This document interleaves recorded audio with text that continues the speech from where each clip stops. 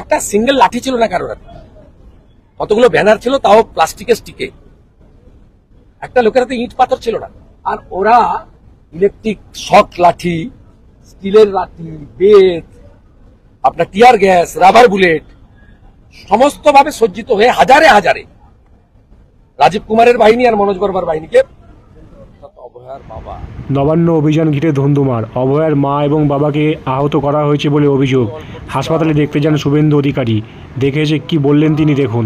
অভয়ার বাবা তিনিও আপাতত সাথেই থাকবেন, উনি অল্প বিস্তর আমাদের মতো লাঠি খেয়েছেন, কিন্তু মা ইনজুরি খুব সিরিয়াস, ভালো ইনজুরি করেছেন, স্ক্যান হয়েছে, এমআরআইও করতে হবে এবং অলরেডি মানে প্রাইমারি যা করা, চ্যানেল করা, সেলাইন দেওয়া, সিটি স্ক্যান করা, লোয়ার অ্যাবডোমেনকে আল্ট্রাসোনোগ্রাফি করা, ফুল ফেজে ডাক্তাররা খুব টেক কেয়ার করে করছেন। সকলেরই একটা ইমোশন অভয়ার বাবা মা বা অভয়ার পরিবারের প্রতি আছে।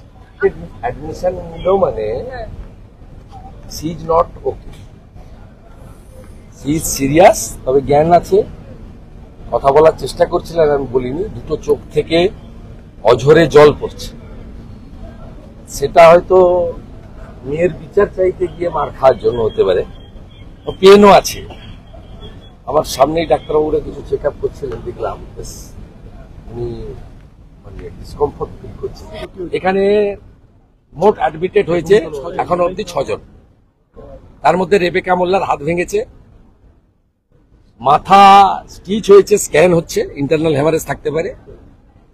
কাঁচড়াপাড়ার একটি প্রতিবাদী ছেলের, বাঁকুড়ার একটা ছেলের গাল কেটেছে, কান কেটেছে, হাত কেটেছে।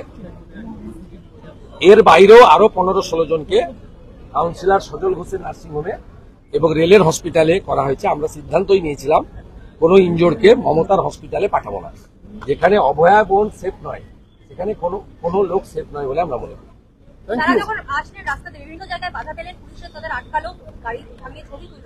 সকাল 9টা থেকে বেরিয়েছি, 12:30টার সময় পৌঁছেছি। আমি হসপিটাল কর্তৃপক্ষকে অনুরোধ করলাম একটু কিছু খাবার দেন বাবাকে। 9টার আগে বেরিয়েছে, এখন বিকেল 5টা বাজে, কমপ্লিটলি অভুক্ত। যার হুঁশ আছে তার নাম মানুষ।